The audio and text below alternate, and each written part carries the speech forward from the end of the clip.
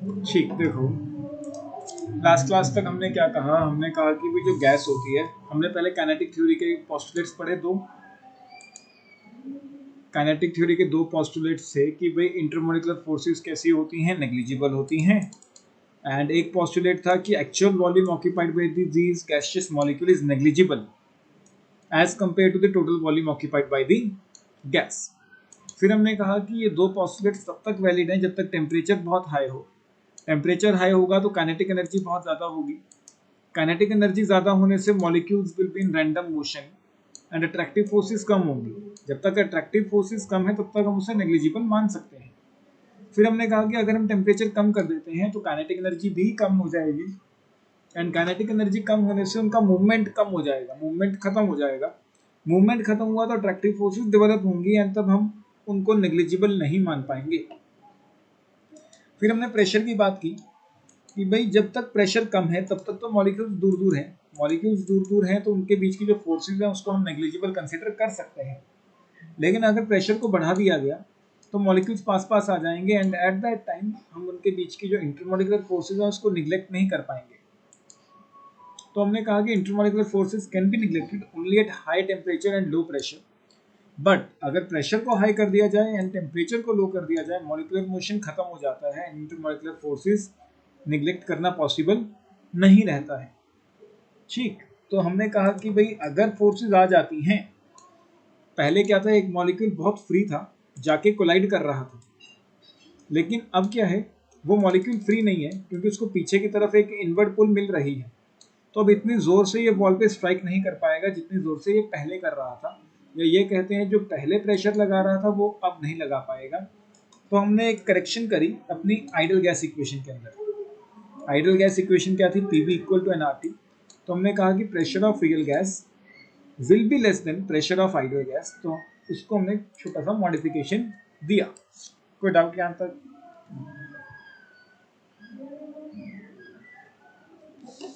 ठीक, आगे करें।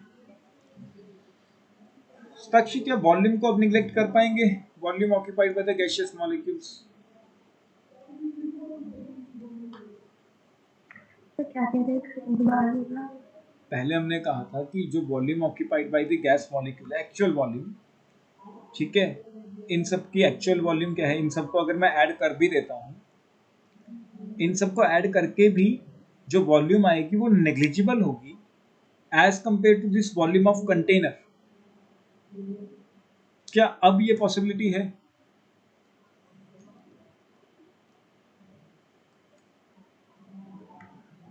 तरणवीर?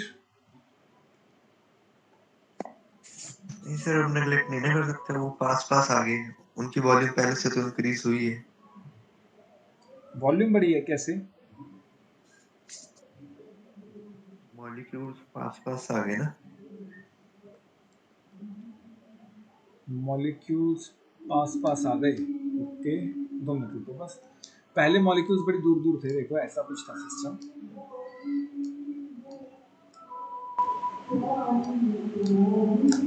एंड पहले प्रेशर बहुत कम था, initially pressure was quite low.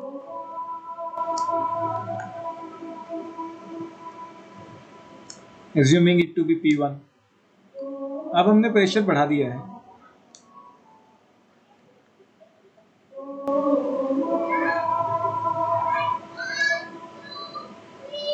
assuming कि कंटेनर सेम है, प्रेशर बढ़ा दिया एंड जिसके कारण मॉलिक्यूल्स पास पास आ गए।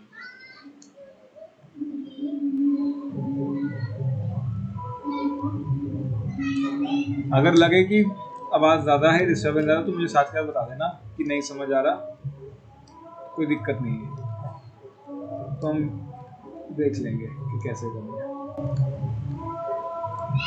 ठीक, अब मॉलिक्यूल पास पास आ गए हैं। पहले क्या था, पहले ये था कि भाई जो वॉल्यूम अगर मैं इन सब का ऐड भी कर देता हूँ, ये जो छोटे छोटे पार्टिकल्स अपने को दिख रहे हैं, इन सब की वॉल्यूम को ऐड कर दूं, तब भी वो नेग्लिजिबल होगी as compare to the volume occupied by this container या वॉल्यूम ऑफ कंटेनर। लेकिन अब क्या है, अच्छा अब ये टोटल वॉल्यूम कितना ऑक्यूपाई करेगी गैस? क्या वॉल्यूम ऑफ कंटेनर के बराबर ऑक्यूपाई करेगी? अब गैस की वॉल्यूम कितनी होगी? क्या पूरे कंटेनर की वॉल्यूम या कम हो जाएगी? but decrease. कम हो जाएगी। अब तो बच्चे वॉल्यूम जो रहेगी वो तो इतनी सी रहेगी ना, अब तो वो इतने से स्पेस में लिमिट हो गई है।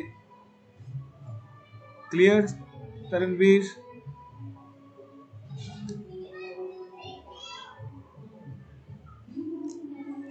ठीक है, अब जो टोटल वॉल्यूम ये ऑक्यूपाई कर रही है, volume occupied by the gas, this is this much area, this much volume, and जो एक्चुअल वॉल्यूम आएगी वो इन सब का सम आएगी। एक्चुअली अभी भी एम्प्टी स्पेस है, लेकिन अब एम्प्टी स्पेस इतनी ज्यादा नहीं है जितनी पहले थी। तो हम ये कह सकते हैं कि अब हम ये नहीं कह सकते कि actual volume occupied by the gas is negligible. So when pressure is high,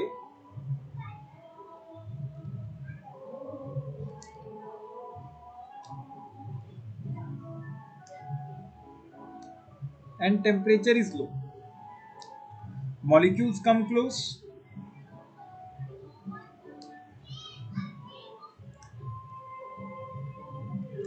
molecules पास आ गए, and hence actual volume occupied by the gas, actual volume occupied by the gaseous molecules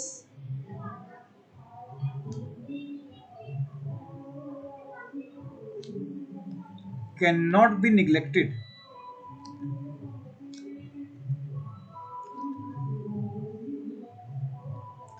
Actual volume occupied by the gaseous molecules cannot be neglected as compared to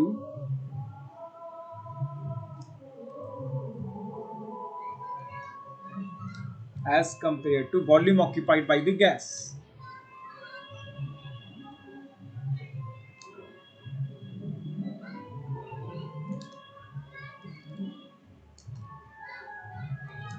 clear? तो अब हमें volume की term में भी एक correction की जरूरत है, hence volume term needs a correction.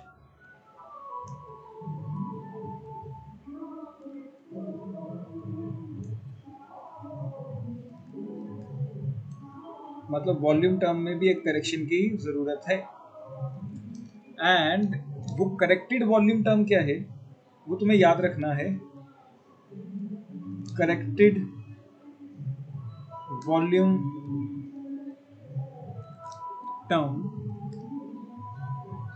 This is V minus NB। पहले हम V लिखते थे, अब V माइनस NB, क्योंकि वॉल्यूम कुछ कम हो गई है। ठीक, तो ओवरऑल अब अपने पास एक इक्वेशन आ गई। देखो, हमने कल प्रेशर टर्म को करेक्ट किया, आज हमने वॉल्यूम टर्म को करेक्ट किया। तो दोनों की अगर हम करेक्टेड वैल्यूज पुट कर दें तो अपने पास एक इक्वेशन आ जाती है P plus AN² by V square into V minus NB, this is NR। And ये जो इक्वेशन आई, इस इक्वेशन को हम बोलते हैं रियल गैस इक्वेशन। इस इक्वेशन को हम क्या बोलते हैं? Real gas equation. कोई भी डाउट? साक्षी, तरणवीर, कोई दिक्कत?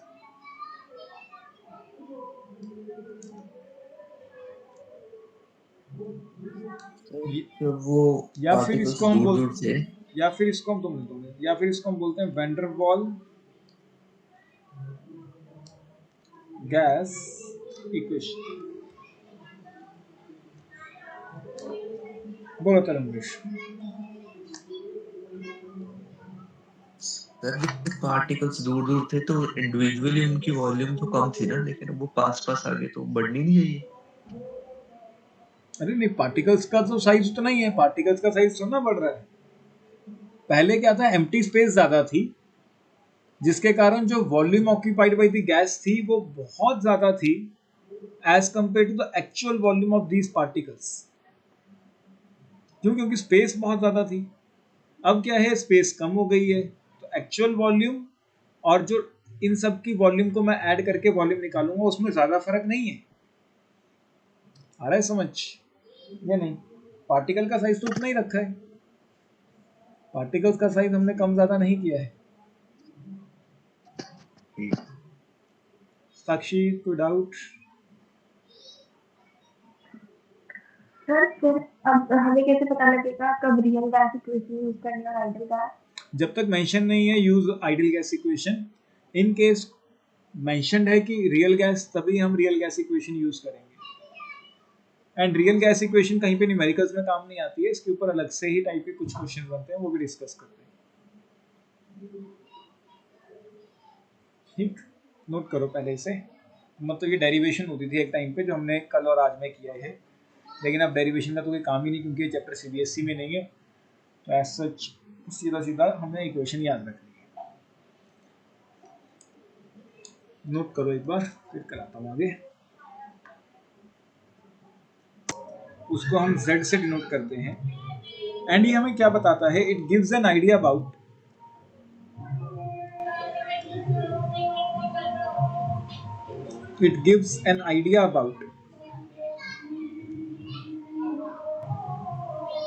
extent of deviation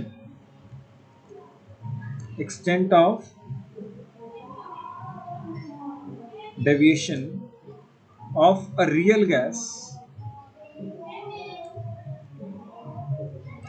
from ideal gas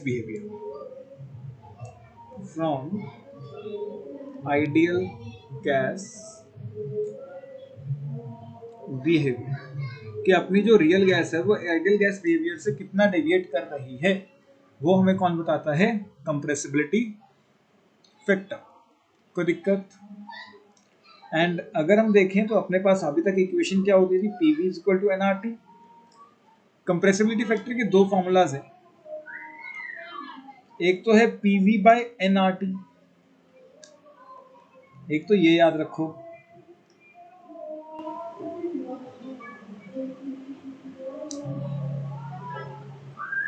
दूसरा फॉर्मूला जो ज्यादातर काम आएगा वो आएगा Z is volume occupied by the real gas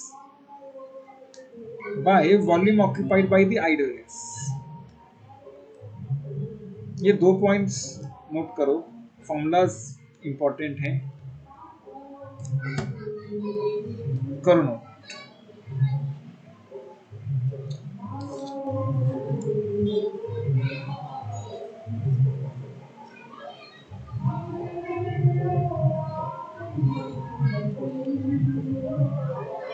sir मैं बस 1 मिनट में रीजॉइन कर रहा हूँ। चलो देखो ये वाले पॉइंट्स आइडियल गैस के लिए हमने देख ही लिया है, PV इक्वल टू NRT होता है एंड Z वैल्यू 1 होती है आइडियल गैस के लिए, क्योंकि PV इक्वल टू NRT होता है, तो PV इक्वल टू NRT तभी बन सकता है जब Z वैल्यू क्या हो? 1। तो आइडियल गैस के लिए हमेशा Z वैल्यू क्या रहेगी? 1। रियल गैस के लिए कभी भी Z 1 नहीं होगा और PV कभी भी NRT के बराबर नहीं आएगा। एट हाई प्रेशर जो गैसेस हैं उसकी Z वैल्यू 1 से ज्यादा होती है, ये इंपॉर्टेंट पॉइंट है बहुत। हाई प्रेशर पे Z वैल्यू ग्रेटर देन 1 होती है and these gases are more difficult to compress and the gases show positive deviation from ideal behaviour. इसको हम बोलेंगे positive deviation from ideal behaviour. Basically mains में एक बार क्वेश्चन था कि अगर Z वैल्यू ग्रेटर देन 1 है तो वो इजीली कंप्रेस होगी या उसको कंप्रेस करना मुश्किल होगा, तो आंसर था it will be more difficult to compress. And उसकी डेविएशंस कैसी होती हैं? पॉजिटिव डेविएशन बोलते हैं कि ये शो कर रही है। अगर Z वैल्यू लेस देन 1 होगी तो it will be more compressible, easily compress हो जाएगी देन एक्सपेक्टेड। आइडियल गैस के कंपैरिजन में इजीली कंप्रेस हो जाएगी एंड ये नेगेटिव डेविएशन शो करती है फ्रॉम आइडियल बिहेवियर। ये पॉइंट्स क्लियर हैं?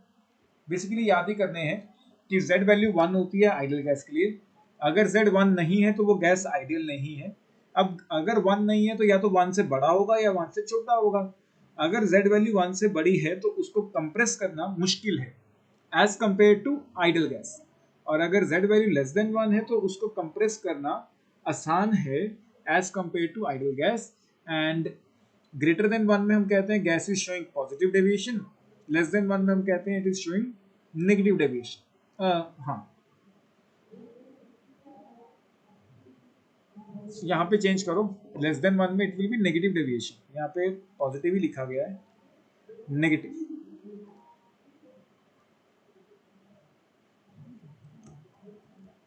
थर्ड वाले का रीजन हम ये भी दे सकते हैं ना कि जेड बड़ा है, मतलब वो आइडियल गैस से ज्यादा डेविएट हो रहा है, मतलब वो रियल गैस की तरफ जा रही है गैस।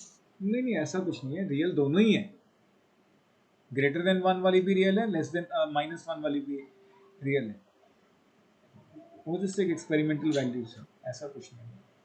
ठीक है।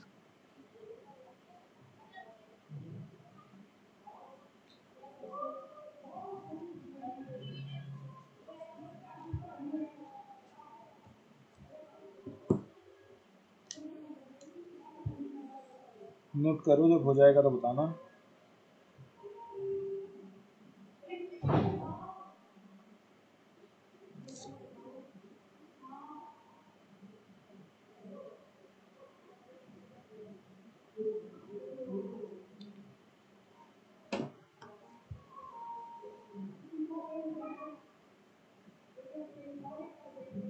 कर लिया नोट?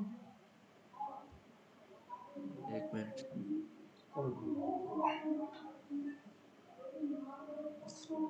आइडियल गैस की तरह बिहेव करने लगे। ठीक, बॉयल्स टेम्परेचर क्या है? एक ऐसा टेम्परेचर जब एक रियल गैस आइडियल गैस की तरह बिहेव करने लगती है over a appreciable range of pressure, उसको हम क्या बोलते हैं? Boyle's temperature. As such definition important है कि एक ऐसा टेम्परेचर जहां पे एक रियल गैस क्या काम करने लगती है? आइडियल गैस की तरह।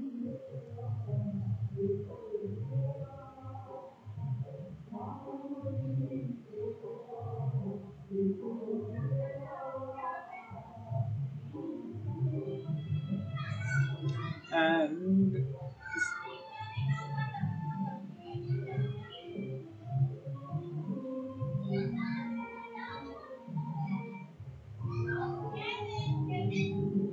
इसका ना एक फॉर्मूला भी था, एंड वो भी याद रखें। Boils temperature, this is A by RB। A and B तो हमने अभी भी कांस्टेंट्स देखे थे रियल गैस इक्वेशन में, ये वही हैं। R क्या है? Gas constant. TB boils temperature. तो ये फॉर्मूला भी इंपॉर्टेंट है, ये साथ में लिखो, यहाँ दिया नहीं हुआ है। तो boils temperature is A by RB। कर लिया नोट?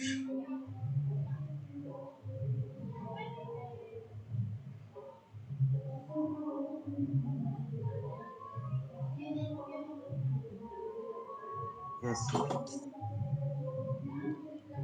ठीक, आगे करते हैं।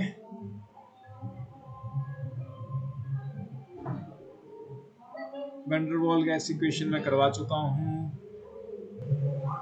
अच्छा, units of A and B के यूनिट्स बताओगे A एंड B के?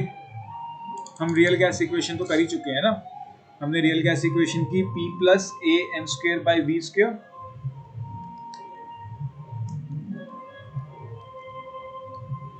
into V minus NB,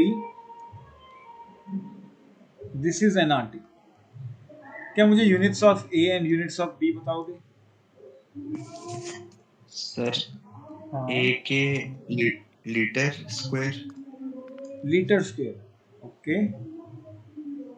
एक मिनट, वो ऐसे ही लिखी होती थी ऐसा ही वॉल्यूम नहीं, की। तुम नॉर्मल बता दो, कोई इशू नहीं। Litre square. Litre square A के। ओके, साक्षी तुम्हारे हिसाब से?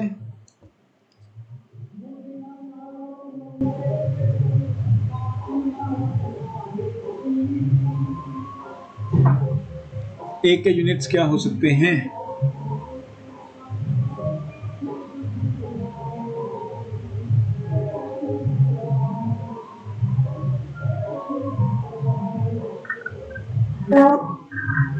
प्रेशर के यूनिट्स और लीटर पर मोल ऑफ चलो देखो कुछ लीटर ऐसा, पर मोल पर। हाँ, एक मिनट। कुछ ऐसा ऐसा से देखो देखो atmosphere litre square mole square. देखो, तुम लोगों ने फिजिक्स में यूनिट्स एंड डायमेंशन में किया होगा कि अगर ये जो पूरी वैल्यू है ये प्रेशर में ऐड हो रही है तो इसके यूनिट्स भी प्रेशर के बराबर होने चाहिए। ऐसा कुछ किया फिजिक्स में कि इसके जो यूनिट्स हैं वो प्रेशर के बराबर होने चाहिए। ये प्रेशर में ऐड हो रहा है तो मतलब दोनों के यूनिट्स सेम है। अगर इसके यूनिट्स प्रेशर के हैं तो इसके यूनिट्स भी प्रेशर के होने चाहिए। तो ए की वैल्यू किसके बराबर आ गई? प्रेशर के यूनिट्स इंटू वॉल्यूम स्क्वायर के यूनिट्स बाय मोल स्क्वायर। तो अगर तुम प्रेशर को एटमॉस्फेयर में लेते हो, वॉल्यूम को लीटर के अंदर लेते हो, मोल्स को मोल्स ही रखते हो, तो ए के यूनिट क्या बन जाते हैं अपने पास? Atmosphere, litre square, mole inverse. Clear? And B के यूनिट्स अब देखो सेम यहाँ पे लग जाएगा। एनबी के यूनिट्स किसके बराबर होने चाहिए? वॉल्यूम के। तो बी के यूनिट्स किसके बराबर होने चाहिए? Volume by moles. तो वॉल्यूम मोल इनवर्स। कोई डाउट? नोट करें इसे। Units of A and B.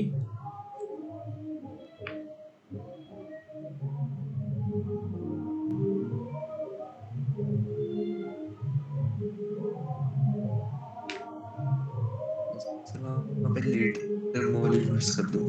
हाँ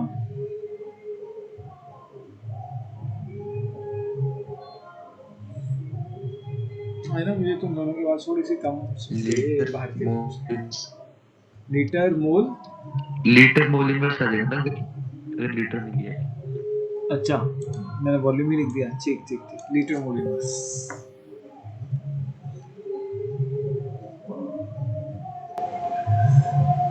कर लो, नोट कर लिया तो फिर आगे करें। सर बीच में एकदम से बात तेज हो जाती है फिर। अरे वो गाने वाले के ऊपर डिपेंड करता है ना। जो बाहर क्वेश्चन करेंगे तो उसमें देखोगे कि इस टॉपिक के ऊपर क्वेश्चंस आएंगे सिग्निफिकेंस के ऊपर। बेसिकली तुमने क्या याद रखना है कि ए की वैल्यू हमें क्या बताएगी? इंटरमॉलिक्यूलर फोर्सेस के बारे में बताएगी। कहने का मतलब ये है हमने इंटरमॉलिक्यूलर फोर्सेस तो चेक की हुई है केमिकल बॉन्डिंग में। तो अगर इंटरमॉलिक्यूलर फोर्सेस ज्यादा होंगी तो ए की वैल्यू भी उस गैस की ज्यादा होगी। मोर द इंटरमॉलिक्यूलर फोर्सेस, या हम ऐसे कर सकते हैं intermolecular forces will be directly proportional to the value of A. अगर इंटरमॉलिक्यूलर फोर्सेस ज्यादा होंगी तो ए की वैल्यू भी ज्यादा होगी। यहाँ लिखा भी हुआ है greater the value of A greater is the strength of van der Waals interactions. जो भी फोर्सेस होंगी एंड अगर ए की वैल्यू कम होगी तो इंटरेक्शंस भी कम होंगी। कोई डाउट? अच्छा मुझे एक बात बताओ, एक है अपने पास मीथेन और एक है अपने पास पेंटेन, किसकी ए वैल्यू ज्यादा होगी?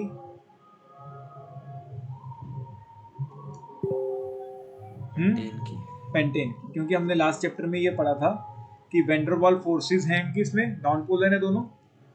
ये भी नॉन पोलर है, ये भी नॉन पोलर है। तो इसमें भी वैन डर वाल फोर्सेस रही होंगी एंड इसमें भी वैन डर वाल फोर्सेस रही होंगी। एंड जब दो मॉलिक्यूल्स में वैन डर वाल फोर्सेस होती हैं तो जिसका मास ज्यादा होता है उसकी वैन डर वाल फोर्सेस भी ज्यादा होती हैं। तो इसकी वैन डर वाल फोर्सेस काफी ज्यादा होंगी क्योंकि इसका मास बहुत ज्यादा है। इसका मास कम है तो इसकी वैन डर वाल फोर्सेस भी कम रही होंगी। क्योंकि इसकी फोर्सेस ज्यादा हैं तो मैं कह सकता हूं कि A value of pentane will be much more than the A value of methane. Clear या नहीं?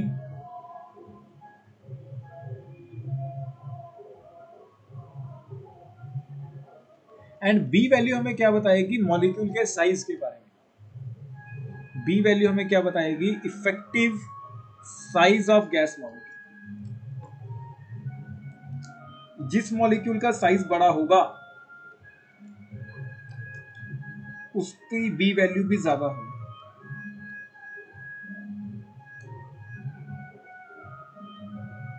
ये दोनों पॉइंट नोट करो, ऊपर वाले भी कर लो चाहे अगर करने हैं।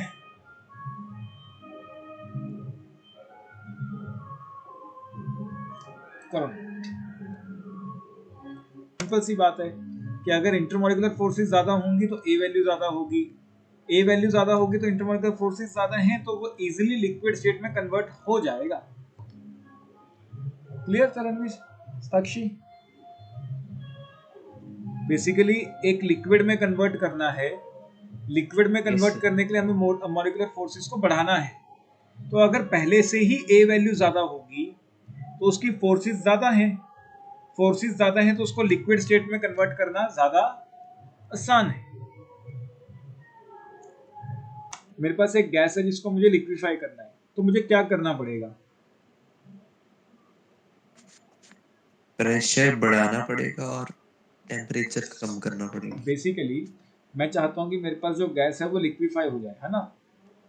तो अगर मेरे को मेरी एक गैस को लिक्विड स्टेट में कन्वर्ट करना है,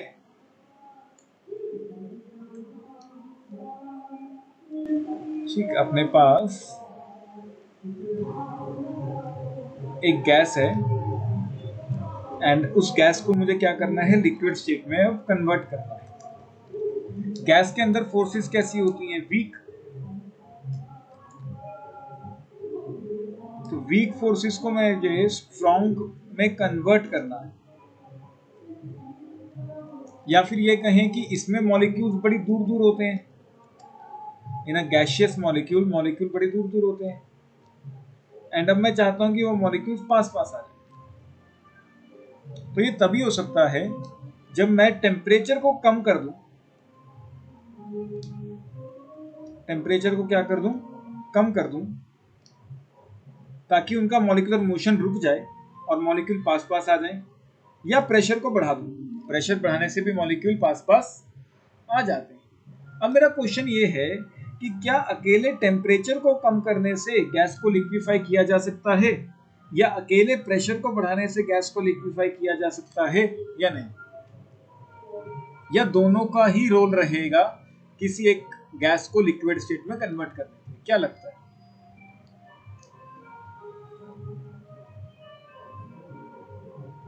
बताओ तरणवीर, तुमसे शुरू करते हैं इसे। सर दोनों की भागीदारी होनी चाहिए, होनी चाहिए, मतलब एक से काम नहीं चलेगा। मान लो मैंने अगर प्रेशर इकट्ठे करेंगे बहुत तो ज्यादा जल्दी अप्लाई कर लिक्विड दिया, बनेगी। तो क्या मैं बिना टेम्परेचर की हेल्प से एक गैस को लिक्विफाई कर सकता हूं या नहीं? प्रेशर बहुत ज्यादा अप्लाई करने के लिए रेडी है। सर फिर तो हो सकता है हो सकता है। मेरे हिसाब साक्षी? से।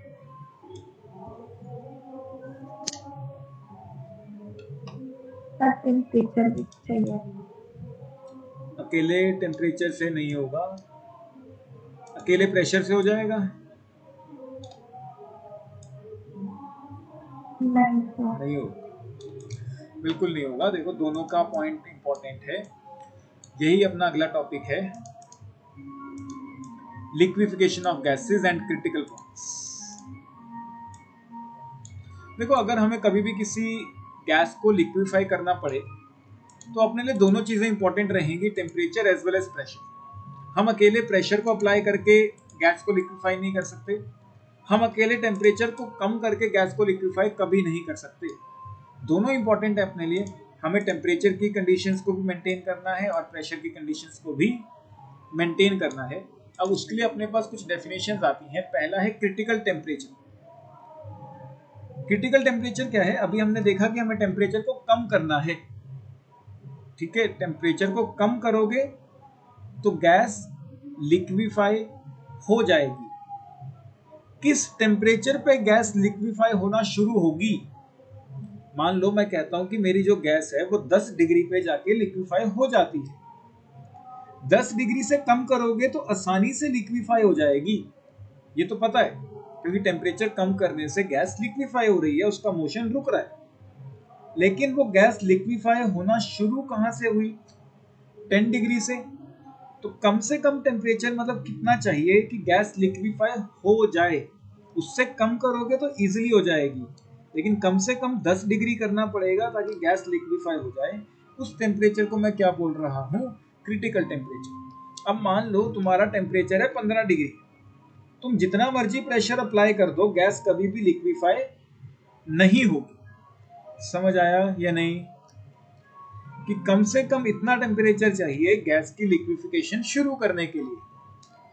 अगर इससे ज्यादा टेम्परेचर है तो जितना मर्जी हाई प्रेशर अप्लाई कर लो, gas can never be liquefied. अगर इससे कम है तो गैस इजीली लिक्विफाई हो जाए। कोई डाउट? समझ आया या नहीं?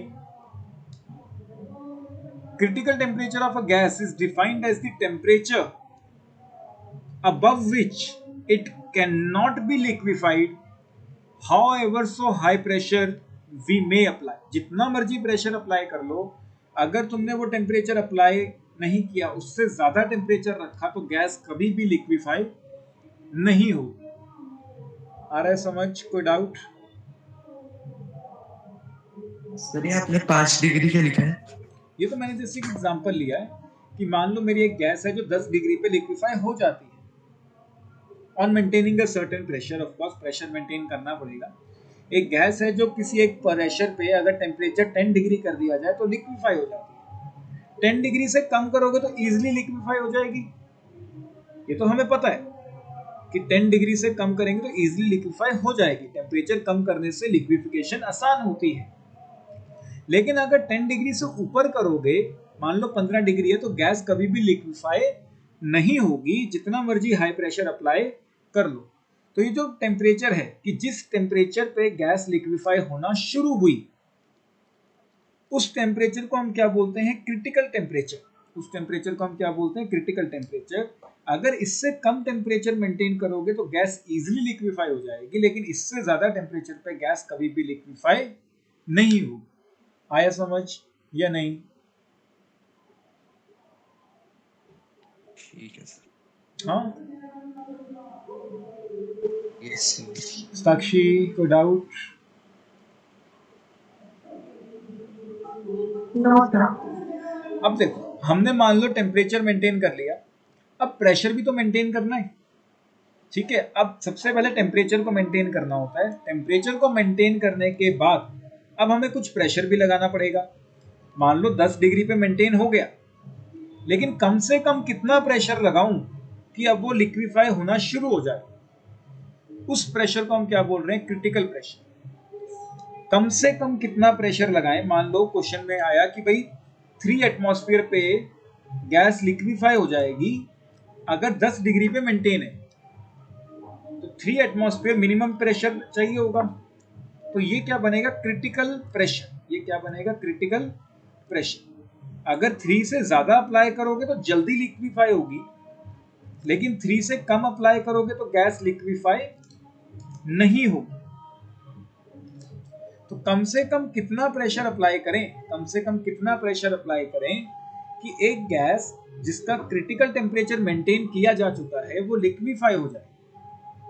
अगर उससे कम प्रेशर अप्लाई करोगे तो गैस कभी भी लिक्विफाई नहीं होगी, उससे ज्यादा अप्लाई करोगे तो गैस इजीली लिक्विफाई हो जाएगी। तो minimum pressure required to liquefy a gas at critical temperature is known as critical pressure. कोई डाउट? क्लियर या नहीं? यस आया समझ? साक्षी, तरणवीर, को दिक्कत? क्लियर। साक्षी नहीं समझ आया? नहीं सर, आ गया। अब मान लो हमने एक गैस थी अपनी एंड उसका क्रिटिकल टेम्परेचर भी मेंटेन कर लिया, क्रिटिकल प्रेशर भी मेंटेन कर लिया, मतलब वो लिक्विड स्टेट में चली जाएगी। अगर वो लिक्विड स्टेट में चली गई तो अब उसकी कुछ वॉल्यूम होगी, उस वॉल्यूम को हमने क्या नाम दिया है, critical volume. The volume occupied bye 1 mole of the gas at a critical temperature and a critical pressure. Basically जब वो लिक्विफाई हो गई, अगर मैं क्रिटिकल टेम्परेचर और क्रिटिकल प्रेशर मेंटेन कर लूंगा तो वो लिक्विफाई हो जाएगी। तो उस टेम्परेचर पे और उस प्रेशर पे उसकी वॉल्यूम क्या होगी, उसको हमने क्या नाम दिया है, critical volume, represented by Vc। Note करें इन तीनों को, डेफिनेशंस को।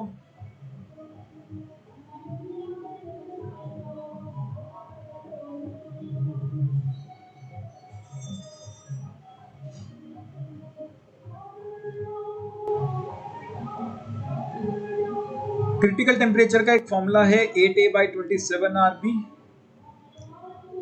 इसको याद रखना है 8a/27 RB।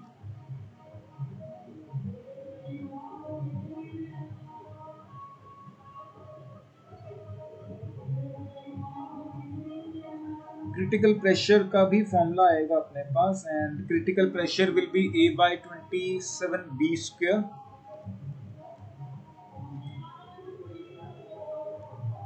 And critical volume will be 3B।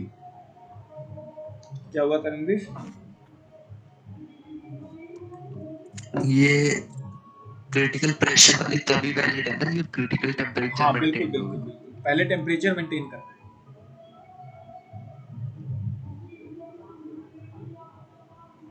Sir ये वैल्यूज क्या है कन्वर्जन के लिए? वैल्यूज ये वैल्यूज फिक्स थोड़ी ना है।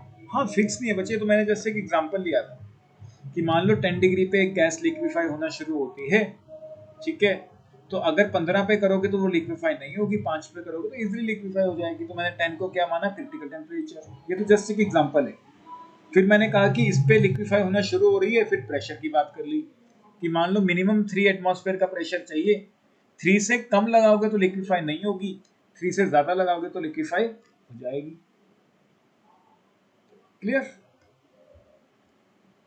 ये तो जस्ट एक हाइपोथेटिकल एग्जांपल्स हैं, तुम इसको मत लिखना, चाहे नीचे वाले को लिखना है तो फॉर एग्जांपल करके लिखना। For example, if any gas is liquefied at 10 degree, above this temperature it will not be liquefied, below this it can be easily liquefied, and on maintaining this temperature, if 3 atmosphere of pressure is required, then it is critical pressure. Below this pressure it cannot be liquefied, and above this pressure it can be easily liquefied। ऐसे करके लिखिए।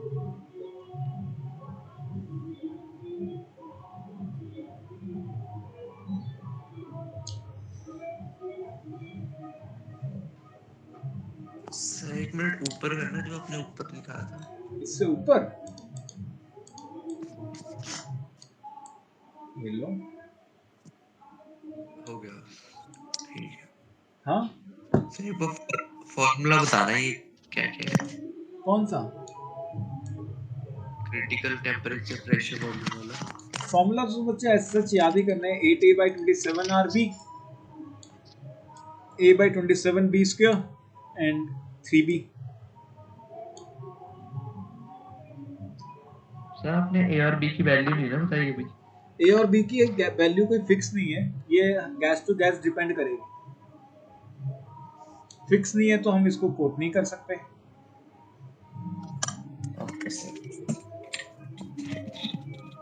ये nature of gas पे depend कर रही है। अभी हमने किया था ना कि अगर इंटरमॉलिक्यूलर फोर्सेस ज्यादा हैं तो ए की वैल्यू भी बढ़ जाती है, अगर मॉलिक्यूल का साइज बड़ा है तो बी की वैल्यू भी बढ़ जाती है।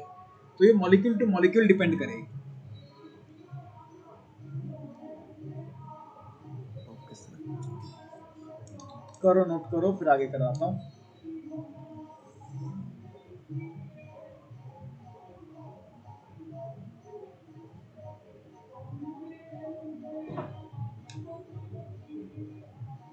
करणवीर तक्षी हो गया नोट?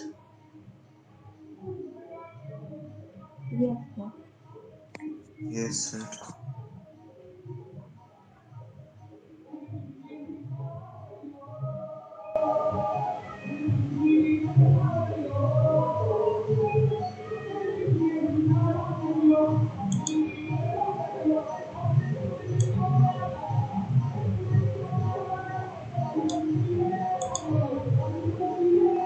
आज बस सिर्फ क्लास वगैरह तो सर। अरे मुझे तो लग रहा है कि आज रात को, खैर मुझे वैसे भी नहीं सोना था, अभी तो बहुत काम पड़ा है आज तो, लेकिन चलो। अरे सर माता रानी का नाम लेके जाया हूँ। कहाँ? जगराते में दर्शन करो। अच्छा, अरे जगराते में फैमिली गई हुई है, मेरा क्या काम है।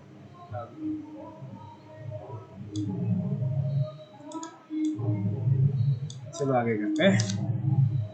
मुझे जाना पसंद है, ऐसी बात नहीं है, लेकिन ठीक है। एट अ क्रिटिकल पॉइंट देखो क्रिटिकल पॉइंट पे जब एक लिक्विड बन जाएगा तो अब ये पॉइंट क्या कह रहा है कि हम एक असली लिक्विड और एक गैस जो लिक्विफाई की गई है, एक असली लिक्विड जो नेचुरली लिक्विड स्टेट में है और एक गैस जो लिक्विफाई की गई है, उनके बीच डिस्टिंग्विश नहीं कर पाएंगे। उनकी डेंसिटीज क्या हो जाती हैं? Same. The densities of the substance in gaseous and liquid states become same and we cannot distinguish between the gaseous and liquid states. यहां तक नोट कर लो इसे। सुपर क्रिटिकल फ्लूइड्स, हाँ क्रिटिकल पॉइंट मतलब दोनों ना, टेम्परेचर और temperature pressure and pressure maintain. दोनों। Critical fluids above the critical temperature, as such ये बहुत बेकार सी डेफिनेशन है लेकिन ध्यान रखनी पड़ेगी। अगर हम क्रिटिकल टेम्परेचर से ज्यादा टेम्परेचर रखते हैं तो उन फ्लूइड्स को हम बोलते हैं super critical fluids. Pressure, note करो इसे। सर प्रेशर का रोल नहीं है ना इसमें, ना, सेकंड वाली में इसमें सिर्फ डेफिनेशन। टेम्परेचर।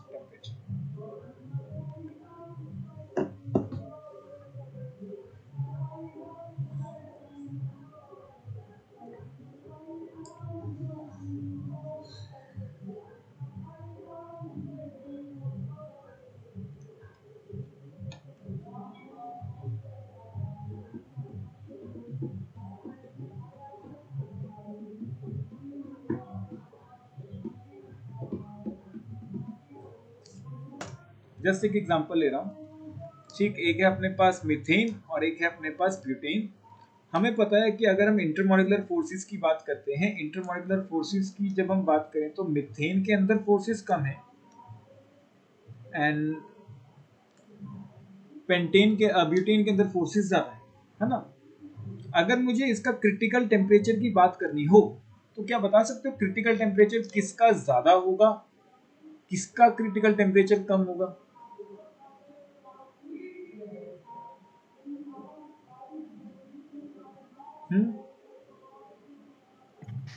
C4H10 का ज्यादा होएगा। क्यों?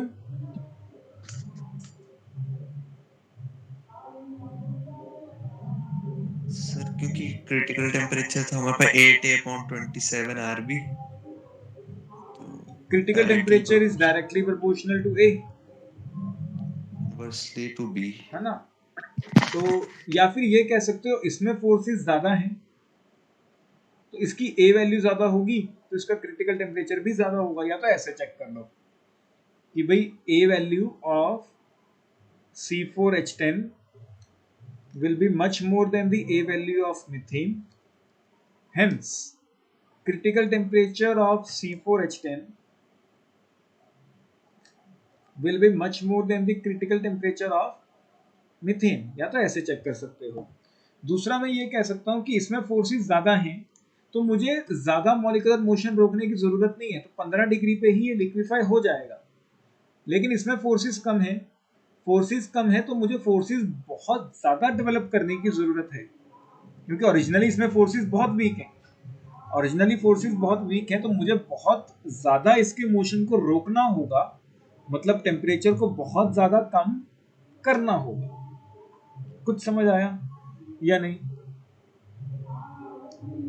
तो अगर ये 15 डिग्री पे लिक्विफाई होता है तो ये कम से कम 10 डिग्री का टेम्परेचर मांगेगा लिक्विफाई होने के लिए। क्यों? क्योंकि इसकी फोर्सेस ऑलरेडी स्ट्रांग है, ज्यादा टेम्परेचर डाउन करने की जरूरत नहीं पड़ेगी एंड फोर्सेस ऑलरेडी स्ट्रांग है तो इसका मॉलिक्यूलर मोशन अपने आप रुकने लगेगा। लेकिन इसकी फोर्सेस क्या है? बहुत वीक है, तो हमें मॉलिक्यूलर मोशन को बहुत ज्यादा रिस्ट्रिक्ट करना होगा इसको लिक्विफाई करने के लिए, मतलब इसका टेम्परेचर बहुत ज्यादा कम करना पड़ेगा। कोई डाउट? क्लियर या नहीं? या फिर इससे कर सकते हो। बिल्कुल बिल्कुल। देखो मान लो मेरे पास एक गैस है जिसकी फोर्सेस ज्यादा है, उसको लिक्विफाई करना आसान है या एक ऐसी गैस को लिक्विफाई करना आसान है जिसकी फोर्सेस कम है?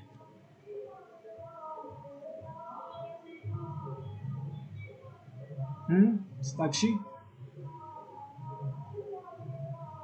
इसकी फोर्स ज्यादा है। हाँ, अगर इसकी फोर्सेस ज्यादा है तो इसको लिक्विफाई करना आसान है।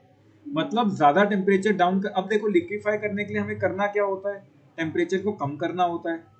तो क्योंकि इसको लिक्विफाई करना आसान है तो इसका टेम्परेचर ज्यादा डाउन नहीं करना पड़ेगा, लेकिन इसको लिक्विफाई करना मुश्किल है। मतलब इसका टेम्परेचर बहुत कम, मुश्किल क्यों है, क्योंकि इसका टेम्परेचर ज्यादा कम करना पड़ रहा है। क्लियर या नहीं? सर इसको बी वैल्यू पे कर सकते थे? नहीं नहीं नहीं नहीं, नहीं। बी वैल्यू पे ऐसा देना है। अच्छा मुझे अब बताओ क्रिटिकल प्रेशर किसका ज्यादा होगा? सर वो भी इसी का ज्यादा होगा, C4H10। C4H10 का क्रिटिकल प्रेशर ज्यादा होगा। साक्षी? CH4।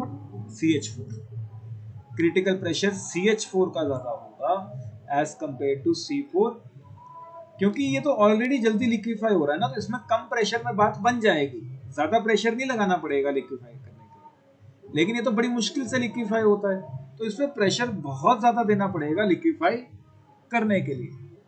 आया समझ या नहीं? सर फॉर्मूला में तो एक ही वैल्यू पे डायरेक्टली प्रोपोर्शनल है। तभी कह रहा हूँ कि एक ही वैल्यूज पे थोड़ा साइड में करो एंड थोड़ा सा बेसिक कंसेप्ट पे आओ कि इसमें फोर्सेस स्ट्रांग हैं, फोर्सेस स्ट्रांग हैं तो ज़्यादा काम नहीं करना पड़ेगा, मतलब टेम्परेचर को ज़्यादा डाउन नहीं करना पड़ेगा, लिक्विफाई इजीली हो जाएगा। इसकी फोर्सेस कम है तो इसको लिक्विफाई करना मुश्किल है, लिक्विफाई करना मुश्किल है मतलब टेम्परेचर को बहुत कम करना पड़ेगा। अब टेम्परेचर को कम करना होता है और प्रेशर को बढ़ाना होता है, प्रेशर को क्या करना होता है, बढ़ाना होता है। क्योंकि C4H10 इजिली लिक्विफाई हो रहा है तो ज्यादा प्रेशर नहीं लगेगा, ज्यादा प्रेशर बढ़ाने की जरूरत नहीं है। लेकिन CH4 इजिली लिक्विफाई नहीं हो रहा है तो इसके प्रेशर को बहुत ज्यादा बढ़ाना पड़ेगा। क्लियर? कोई भी डाउट? ऐसे ऐसे क्वेश्चंस पूछे जा सकते हैं मेंस में जहाँ पे तुम फॉर्मूला नहीं लगा पाओगे लेकिन ऑटोमेटिकली तुम्हें फोर्सेस चेक करके आंसर करने होंगे ये सब। एंड है भी, अभी मैं तुम्हें कराऊंगा भी PYQs। कोई डाउट? समझ आया? Sakshi, Taranveer, clear? Yes sir. Taranveer नहीं समझ आया अभी भी? कहाँ डाउट्स हैं तरणवीर, बताओ, मैं क्लियर करता हूँ, बताओ। आ गया सर, हो गया। ठीक, करो नोट। यहाँ पे वर्डिंग में लिख लेना थोड़ा सा, नहीं तो समझ नहीं आएगा। अभी तो समझ आ गया है, मतलब एक दो महीने बाद नोटबुक्स खोलोगे तो कुछ समझ नहीं आएगा, तो थोड़ा सा वर्डिंग में लिख लेना कि इसकी फोर्सेस स्ट्रांग हैं, it can be easily liquefied.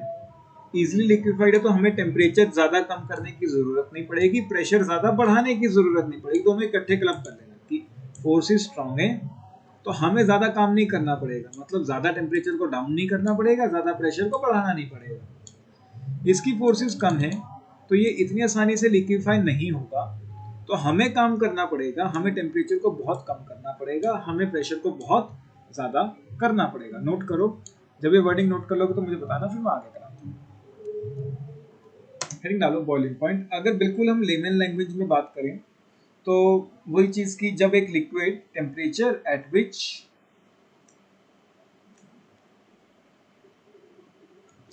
liquid changes to vapor,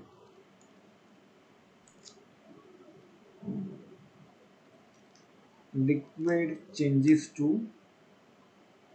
a vapor। लेकिन ये बिल्कुल बेसिक डेफिनेशन है, बिल्कुल लेमन लैंग्वेज वाली, जो आजकल हम यूज नहीं करेंगे, एटलीस्ट +1 में तो नहीं यूज करेंगे। Temperature at which liquid changes to vapour, ये डेफिनेशन सही है लेकिन बिल्कुल बेसिक डेफिनेशन है। असली डेफिनेशन जो हम पढ़ने वाले हैं वो क्या है, it is the temperature at which vapor pressure of liquid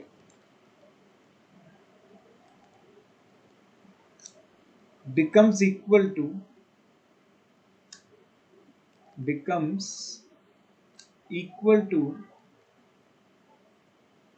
atmospheric pressure।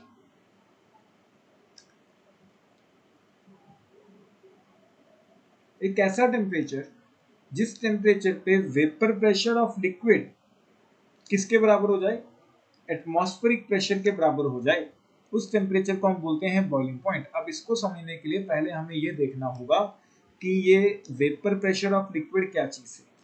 चलो पहले ये समझते हैं कि वेपर प्रेशर ऑफ लिक्विड क्या चीज है। मान लो अपने पास एक बीकर है,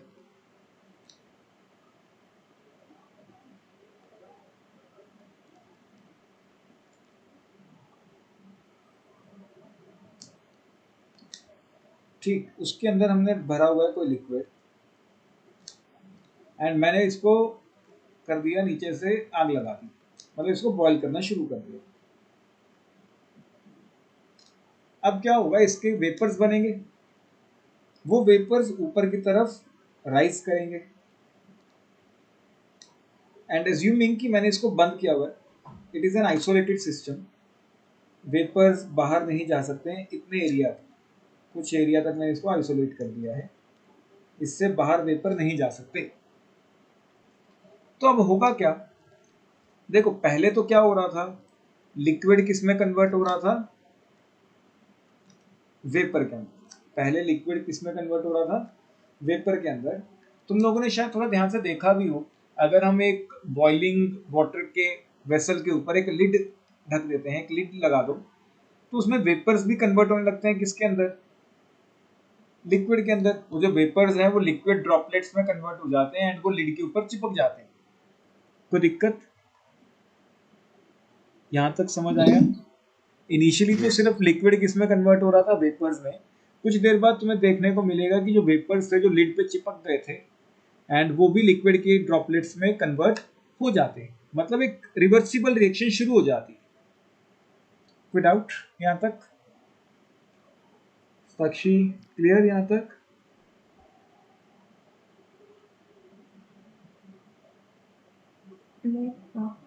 साक्षी जब लिक्विड ऊपर की तरफ जाएगा, वेपर्स ऊपर की तरफ जाएंगे, तो क्या कुछ प्रेशर अप्लाई करेंगे?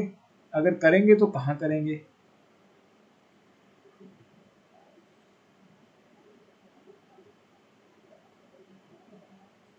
तरणवीर,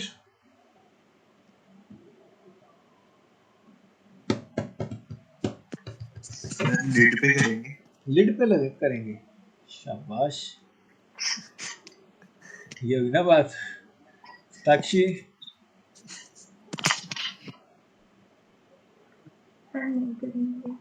नहीं करेंगे। अच्छा मुझे एक बात बताओ, जब रॉकेट ऊपर जाता है तो अर्थ की सरफेस पे कुछ प्रेशर लगाता है? अब थ्रस्ट पढ़ा हो, फिजिक्स में पढ़ा होगा, सर लिक्विड ही करते हैं, है ना? तो ऐसे ही जब गैस जाएगा ऊपर, वेपर्स ऊपर जाएंगे, तो इस सरफेस पे कुछ प्रेशर लगाएंगे। जब वेपर्स ऊपर की तरफ जाएंगे तो इस लिक्विड की सरफेस पे कुछ प्रेशर लगाएंगे एंड उसी प्रेशर को हमने क्या नाम दिया है, vapour pressure. When a liquid converts to vapour या pressure exerted by the vapors,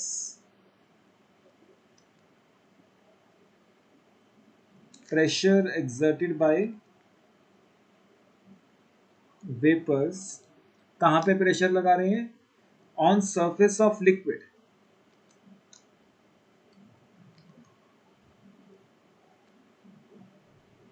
Pressure exerted by the vapors on the surface of liquid when liquid vapor system is in equilibrium. Liquid vapor system is in equilibrium. Equilibrium का मतलब तुम्हें अभी समझ नहीं आएगा, थोड़ा सा वेट करो, अभी के लिए डेफिनेशन बस नोट कर लो एंड इक्विलिब्रियम के लिए थोड़ा सा वेट करो, अगले चैप्टर में ही समझ आएगा। अगले चैप्टर में थोड़ा सा इंट्रोडक्शन आ जाएगा कि इक्विलिब्रियम है क्या। ठीक, तो अभी के लिए इक्विलिब्रियम भूल जाओ कि है कुछ, बेसिकली क्या है, एक लिक्विड वेपर ऊपर जा रहा है, जब वो वेपर राइज कर रहा है तो लिक्विड की सरफेस पे कुछ प्रेशर लगा रहा है and that pressure is known as vapour pressure. Pressure exerted by the vapors on the surface of liquid when liquid vapor system is in equilibrium is known as vapor pressure. Is known as vapor pressure. अब जब ये vapour pressure, अब देखो जैसे जैसे temperature बढ़ेगा, हम heat कर रहे हैं, तो जैसे जैसे टेम्परेचर बढ़ेगा तो more gas will be formed, more gas will be formed. अगर ज्यादा गैस बनेगी तो वेपर प्रेशर भी ज्यादा रहेगा। टेम्परेचर बढ़ने से ज्यादा गैस बनेगी, ज्यादा वेपर प्रेशर होगा। तो एक ऐसा टेम्परेचर आएगा जब वेपर प्रेशर किसके बराबर हो जाएगा, एटमॉस्फेरिक प्रेशर के बराबर हो जाएगा। एंड उस टेम्परेचर को हम क्या नाम देते हैं, बॉइलिंग पॉइंट। क्लियर या नहीं? वाटर का बॉइलिंग पॉइंट 100 डिग्री क्यों माना जाता है, क्योंकि 100 डिग्री पे, at 100 degree vapour pressure of water कितना हो जाता है, 180। वाटर का वेपर प्रेशर कितना हो जाता है, 1 atm, जो कि एटमॉस्फेरिक प्रेशर होता है, बाहर का प्रेशर।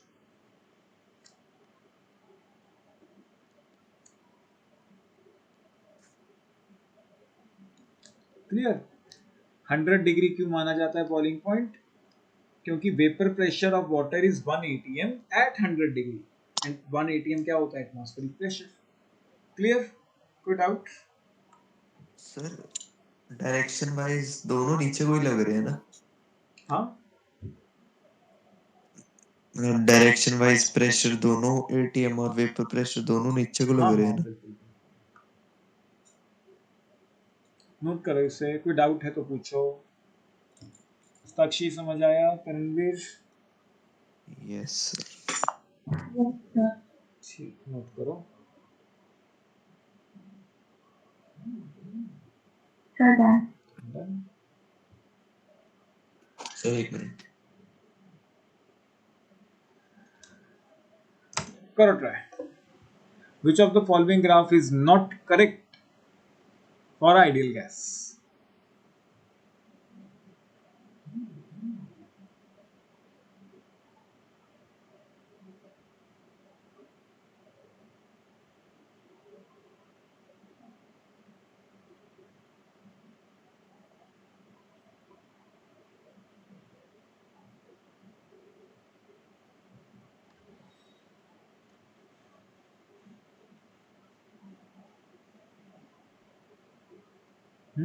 कौन सा ग्राफ सही नहीं है for ideal gas? Sir second वाला। क्यों? क्योंकि आंसर ये कह रहा था। नहीं सर, रीजन देता हूँ। हाँ बोलो। PV इक्वल्स टू एनआरटी होता है ना? अच्छा एक मिनट। ऐसे तो अपने पास डेंसिटी का भी फॉर्मूला है। साक्षी, डेंसिटी वाला फॉर्मूला क्या था? Sir, PM goes D to R T. DR. बिल्कुल। एक ये भी सर फॉर्मूला होता है। फर्स्ट फर्स्ट वाला लग रहा है। फर्स्ट वाला क्यों? सर ये कहाँ से आ गया, PM is equals to DRT? तुमने शायद मिस किया था उसे, और अभी तक शायद लेक्चर्स पूरे नहीं किए, इसका मतलब। करता हूँ सर आज।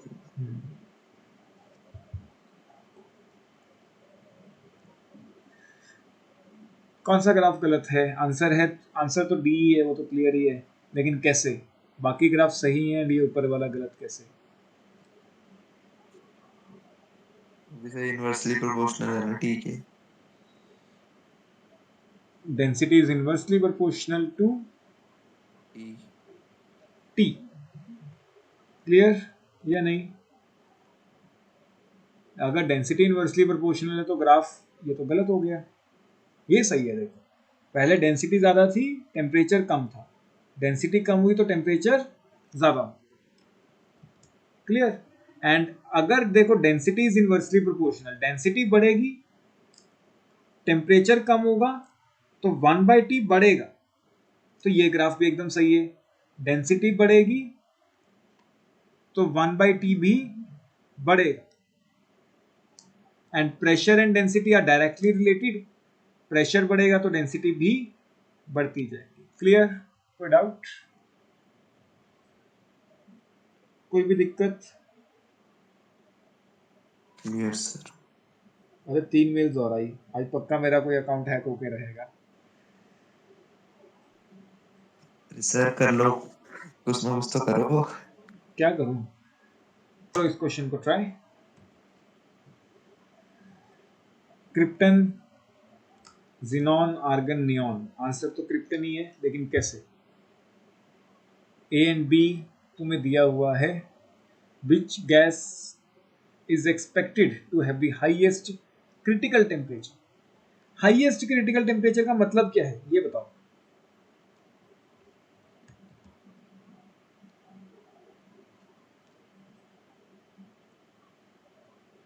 हाईएस्ट क्रिटिकल टेम्परेचर का मतलब टेम्परेचर बहुत ज्यादा है, जैसे 20 डिग्री। मॉलिक्यूलर फोर्सेस बहुत ज्यादा स्ट्रांग है। हाँ, मतलब उसकी फोर्सेस ऑलरेडी स्ट्रांग हैं, इसलिए हमें टेम्परेचर ज्यादा कम करने की जरूरत नहीं पड़ रही है। कहने का मतलब यह है कि फोर्सेस ऑलरेडी स्ट्रांग होनी चाहिए, hence we do not need hence we do not need to lower the temperature much.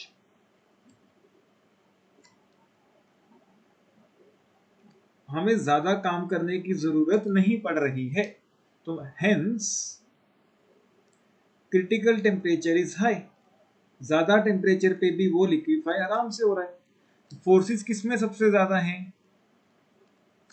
Krypton में, क्योंकि इसकी ए वैल्यू सबसे ज्यादा है।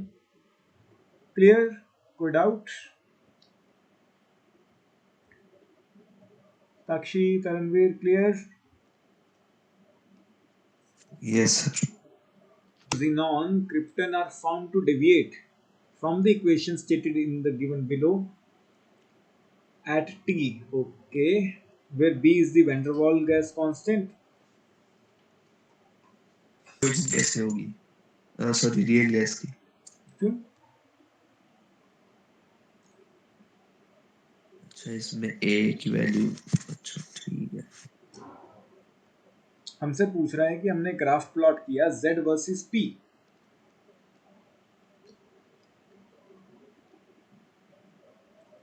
स्टीपेस्ट इंक्रीज किस में मिलेगा? स्टीपेस्ट इंक्रीज का मतलब क्या है? अच्छा मुझे बताओ, मान लो मेरा एक ग्राफ ऐसे आता है, ठीक है, एक ग्राफ ऐसे आता है एंड एक ग्राफ ऐसे आता है, तो स्टीपेस्ट इंक्रीज किस में है? ए वाले में या बी वाले में? बी वाले में। बी वाले में, ठीक है, बी वाले में स्टीपेस्ट इंक्रीज है, एकदम से इंक्रीज आ रहा है, तो मतलब इसकी स्लोप ज्यादा है या नहीं? Yes sir. More slope. तो मुझे ये देखना है कि मेरी स्लोप ज्यादा किसमें है। अगर मैं किसी तरीके से स्लोप तक पहुंच पाया तो मेरा आंसर आ जाएगा। तो देखो, मैं करवाऊं या ट्राई कर रहे हो? सर एक मिनट। करो।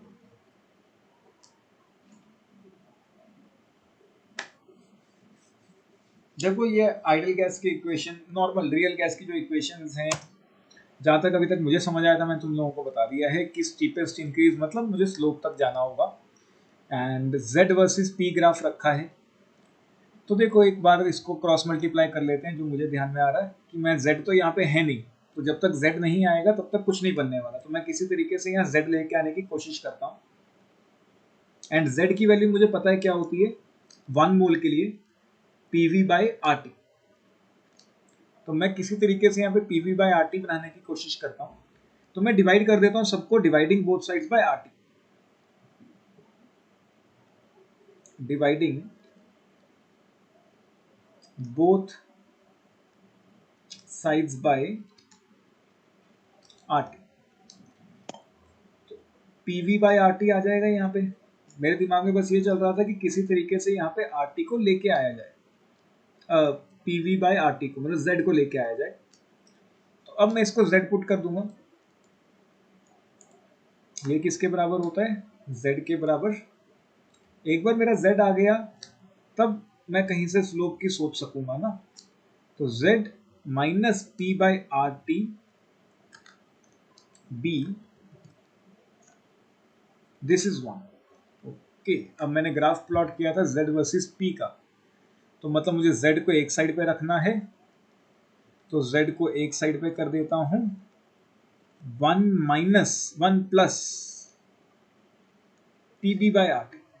यहां तक कोई डाउट? No sir. अब मैं अपनी इक्वेशन को फॉर्म में कन्वर्ट करता हूं y equal to mx plus c की फॉर्म में। तो y तो मैं ऑलरेडी z को अलग कर चुका हूं, तो मैं इसको थोड़ा सा रीअरेंज कर लेता हूं। x मेरा क्या है? प्रेशर। तो प्रेशर को थोड़ा सा अलग करते हैं एंड B/RT को थोड़ा अलग कर लेते हैं। तो ये मेरा स्लोप बना, क्योंकि ये मेरा y था, ये मेरा x है, तो मेरा स्लोप क्या बना यहां से? B/RT। कोई डाउट?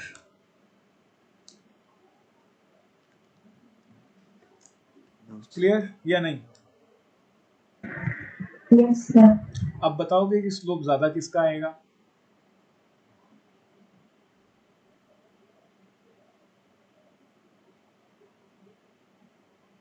किसकी स्लोप ज्यादा रहेगी?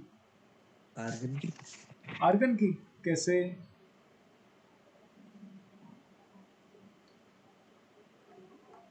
साक्षी, स्लोप ज्यादा किसका रहेगा बच्चे? सर लेकिन इसमें हमें ए बी की वैल्यू, मतलब बी की वैल्यू तो देनी है कोई। Slope is directly proportional to B, and B किसके डायरेक्टली प्रोपोर्शनल था? साइज के। था या नहीं?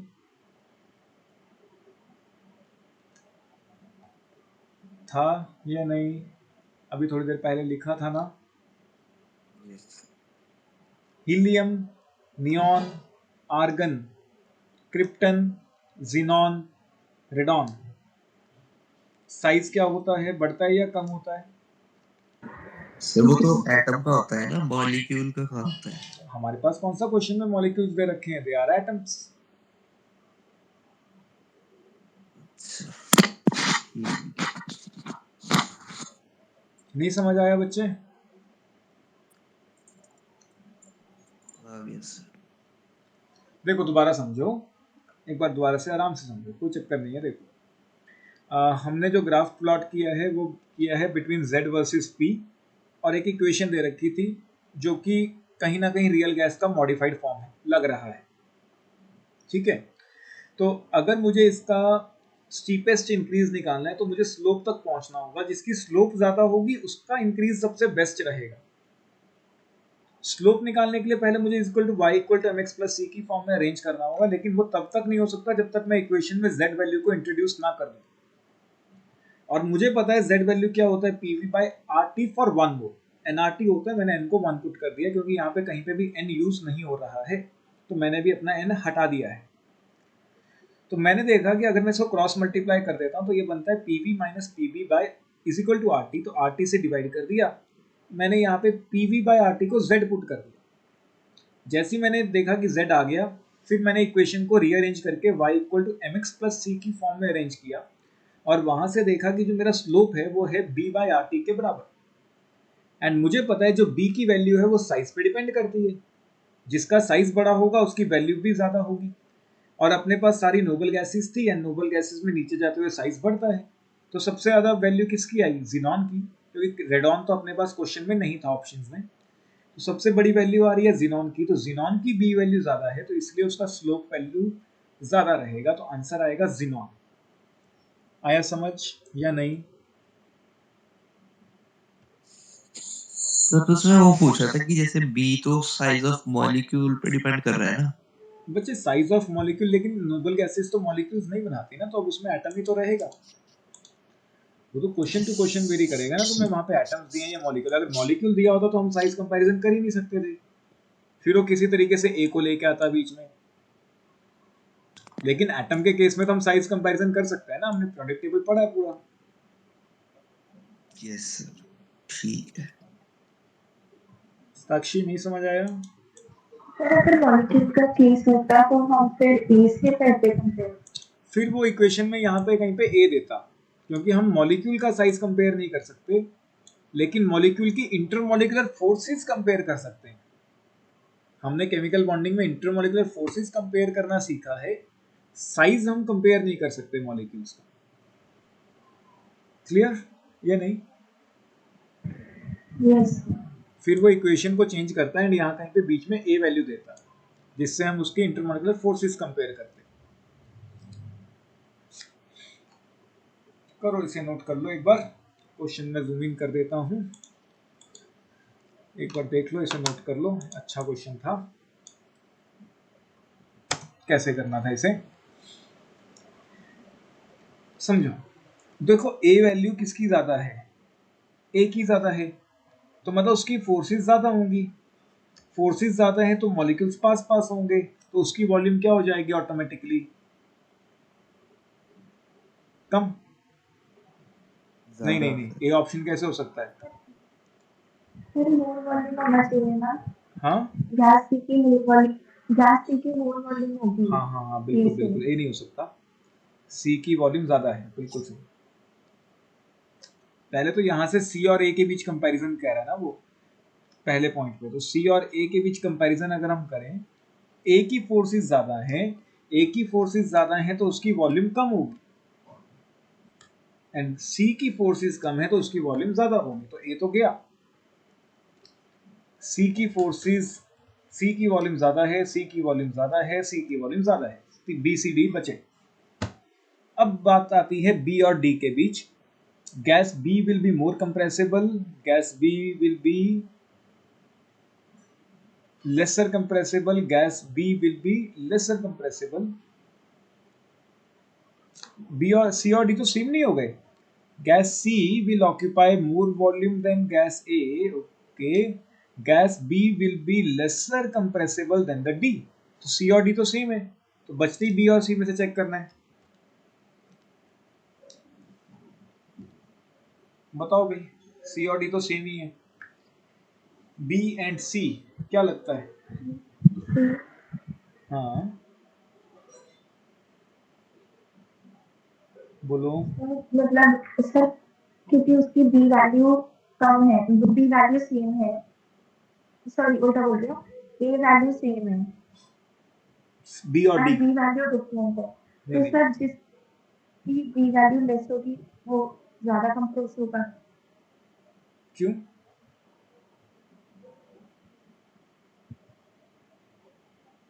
वाई सो? कोई एक रीजन? सर क्योंकि मॉलिक्यूल्स का साइज छोटा होएगा और वो दूर दूर होएंगे। बिल्कुल, मॉलिक्यूल्स का साइज छोटा होगा जिसके कारण एम्प्टी स्पेसेस ज्यादा होंगी। एम्प्टी स्पेसेस ज्यादा होंगी तो वो ज्यादा कंप्रेसिबल होगा। अगर मॉलिक्यूल का साइज बड़ा है तो उसको कंप्रेस करना मुश्किल होता है, क्योंकि वो ज्यादा जगह घेर लेता है एंड एम्प्टी स्पेस कम बचती है। यही सोचा था साक्षी। सर एक्चुअली हमें ना मैम ने लिखवाया था अभी कल परसों ये, अच्छा, कौन से ज्यादा कंप्रेस होता है और वॉल्यूम वगैरह, तो वो याद था। स्कूल में गैशियस सेट चल रहा है? सर बच्चों ने आपको बोला था कि करना, अच्छा तो ओके। करना है। तो देखो, एक साइड अपने पास बी वैल्यू है 0.04136, एक बार बी वैल्यू है 0.432। तो ये वाली बी वैल्यू कम है। अगर इसकी वैल्यू कम है तो इसका साइज छोटा होगा। साइज छोटा है तो इसमें स्पेसेस बहुत ज्यादा होंगी and it will be more easily compressible. तो B will be more compressible than D. Clear? कोई डाउट?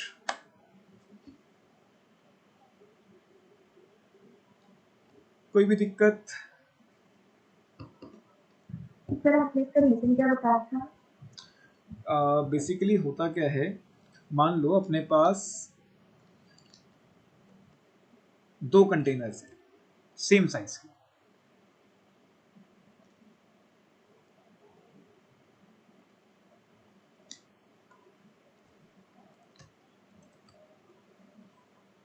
एक में हमने छोटे छोटे पार्टिकल्स भरे हैं, 10 पार्टिकल्स छोटे छोटे,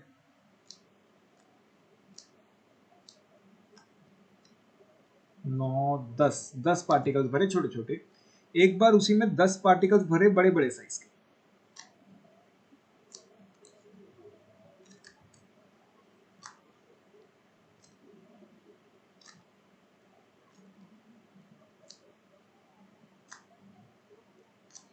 ठीक, अब इसमें क्या है, इसकी अगर हम बात करें तो smaller size of particles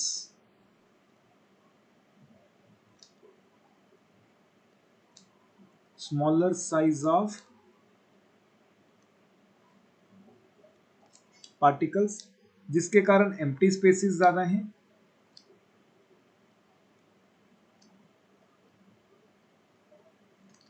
more empty spaces, and अगर एम्प्टी स्पेसेस ज्यादा हैं तो वो ज्यादा इजीली कंप्रेसिबल होगा, इजीली कंप्रेसिबल।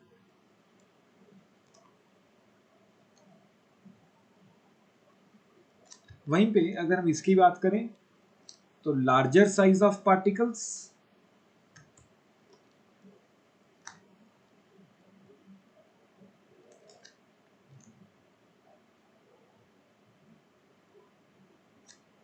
अगर पार्टिकल साइज बड़ा है तो लेस एम्प्टी स्पेस हो रहेगी, एम्प्टी स्पेस कम हो जाएंगी।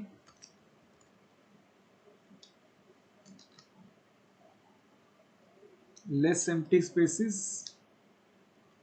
अगर एम्प्टी स्पेस कम होती है तो वो इजीली कंप्रेसिबल नहीं होगा।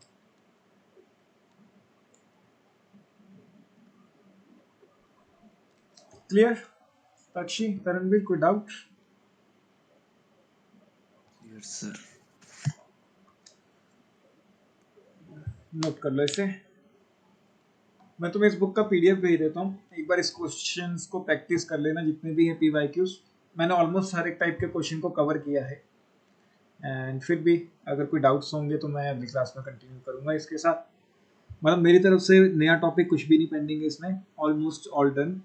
एंड तुम एनसीईआरटी क्वेश्चंस कर सकते हो, पीवाईक्यूज कर सकते हो, या कोई भी बुक अगर तुम फॉलो कर रहे हो तो उसके क्वेश्चंस को प्रैक्टिस कर सकते हो।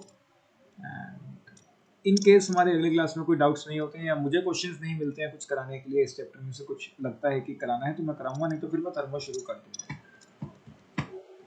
ठीक, ऐसे कोई टॉपिक पढ़ा है? मान लो मैं हिली एरिया में चला गया तो बॉइलिंग पॉइंट पे क्या फर्क पड़ेगा? बॉइलिंग पॉइंट बढ़ता है या कम हो जाता है? क्या लगता है? सर कम होता है ना? जी मुझे नहीं पता, तुम बताओ। एटमॉस्फेरिक प्रेशर बढ़ जाता है। बढ़ जाता है? और कम हो जाता है। सोच कम लो, होता है, कम होता है। सोच के बोलो, सोच के। ठीक है। साक्षी, अगर हम हिली एरियाज में जाएं तो बॉइलिंग पॉइंट पे क्या फर्क पड़ेगा?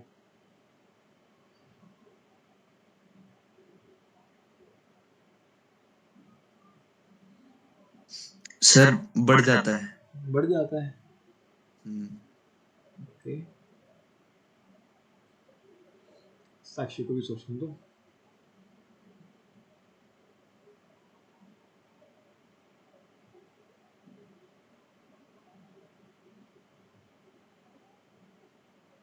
साक्षी, सर प्रेशर सबसे कम होता है। क्या कह रहे हो, क्या कह रहे हो? सर प्रेशर हिली एरिया में कम होता है। प्रेशर तो कम हो गया, बॉइलिंग पॉइंट?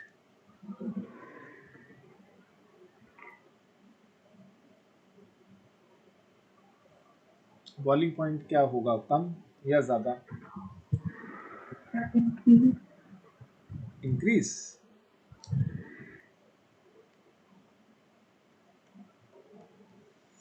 मान लो हमारे पास एक लिक्विड था अगेन, ठीक, एक वेसल है, उसके अंदर हमने कुछ लिक्विड डाला है एंड उसको हम वेपराइज कर रहे हैं, वो वेपर्स में कन्वर्ट हो रहा है।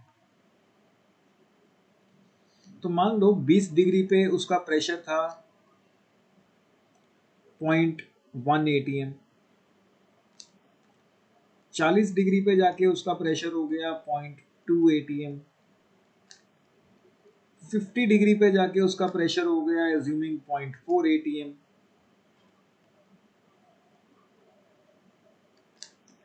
70 डिग्री पे जाके उसका प्रेशर एकदम से बढ़ गया, मान लो 0.7 atm हो गया,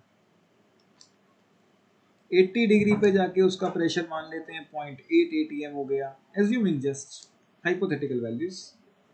100 डिग्री पे जाके उसका प्रेशर हो गया 1 atm। क्योंकि अभी अपना बाहर का प्रेशर 1 atm था, तो किस टेम्परेचर पे जाके प्रेशर 1 atm हुआ? 100 डिग्री पे।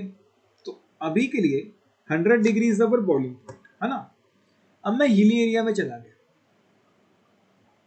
हिली एरिया पे चला गया तो वहां पे प्रेशर 1 से कम होगा या 1 से ज्यादा होगा? प्रेशर 1 से कम होगा। मान लेते हैं 0.7, कुछ भी मान लो। 1 से कम होगा तो बॉइलिंग पॉइंट भी 100 से तो क्या होगा, कम ही होगा ना।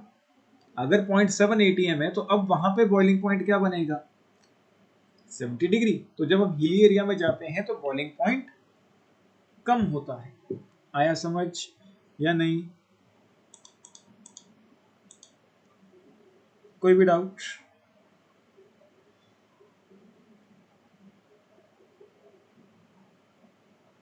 नहीं समझ आया? साक्षी, तरणवीर? Yes sir. ऊपर दोबारा बताना। बिल्कुल। देखो बॉइलिंग पॉइंट क्या है, एक ऐसा टेम्परेचर है जहां पे इस लिक्विड का वेपर प्रेशर सराउंडिंग के प्रेशर के बराबर हो जाए। अब ये वेपर प्रेशर क्या है, जब ये वेपर्स बन रहे हैं तो लिक्विड की सरफेस पे कुछ प्रेशर लगा रहे हैं जिसको हमने वेपर प्रेशर नाम दिया है। तो जितना ज्यादा गैस बनेगा उतना ज्यादा प्रेशर लगाएगा इसकी सरफेस पे एंड उतना वेपर प्रेशर बढ़ता जाएगा। गैस कब ज्यादा बनेगी, जब टेम्परेचर ज्यादा होगा। तो मैंने एक हाइपोथेटिकल सा एग्जांपल लिया कि मैंने इसको गर्म करना शुरू किया। इनिशियली गैस कम थी तो प्रेशर भी कम था। जैसे जैसे टेम्परेचर बढ़ता गया गैस ज्यादा बनती गई, प्रेशर बढ़ता गया। क्योंकि अपना सराउंडिंग का प्रेशर नॉर्मली हम क्या लेते हैं 1 atm, इसलिए हमने इस लिक्विड का बॉइलिंग पॉइंट 100 डिग्री रखा, क्योंकि 100 डिग्री पे इसका प्रेशर 1 atm बन गया। लेकिन अगर मैं हिली एरिया में चला जाता हूं तो इससे तो प्रेशर कम हो जाएगा सराउंडिंग का, 1 से तो कम ही होगा। 1 से कम होगा तो बॉइलिंग पॉइंट भी 100 से क्या होगा, कम होगा। अगर मैं एज्यूम करता हूं कि मेरा हिली एरिया का प्रेशर 0.7 है तो वहां पे जाके मेरा बॉइलिंग पॉइंट कितना हो जाएगा, 70। अगर मेरा हिली एरिया में जाके प्रेशर हो जाता 0.4 तो बॉइलिंग पॉइंट कितना हो जाता, 50 डिग्री। क्लियर या नहीं? यस। ठीक है। तो जब हम हिली एरिया में जाते हैं तो एटमॉस्फेरिक प्रेशर कम हो जाता है। अगर एटमॉस्फेरिक प्रेशर कम हो रहा है तो अपना बॉइलिंग पॉइंट भी कम हो जाता है, क्योंकि कम टेम्परेचर पे ही लिक्विड का वेपर प्रेशर सराउंडिंग के प्रेशर के बराबर आ जाता है, तो इसलिए बॉइलिंग पॉइंट कम होता है। नोट करना है तो कर सकते हो। एज सच अगले +2 में एक पूरा चैप्टर आएगा लिक्विड से, जिसमें ये सब चीज़ें डिस्कस करेंगे। तो लिक्विड्स को मैं अभी साइड कर रखा है, मतलब मैंने जो इस चैप्टर में फोकस किया, जैसे एनसीईआरटी में मेंशन है, एक छोटा सा सॉलिड लिक्विड गैस की इंट्रो एंड देयर आफ्टर पूरा गैसियस स्टेट पे इंट्रो डिटेल में हमने भी वही किया है कवर। एंड मेरी तरफ से ये गैसियस स्टेट के हिसाब से देखें तो चैप्टर कंप्लीट है। एंड तुम लोग क्वेश्चंस प्रैक्टिस करो, इसके आराम से हो जाएंगे, कोई इशू नहीं आएगा। इन केस कोई भी दिक्कत आती है तो नेक्स्ट क्लास में हम उसे सॉल्व कर लेंगे। ठीक।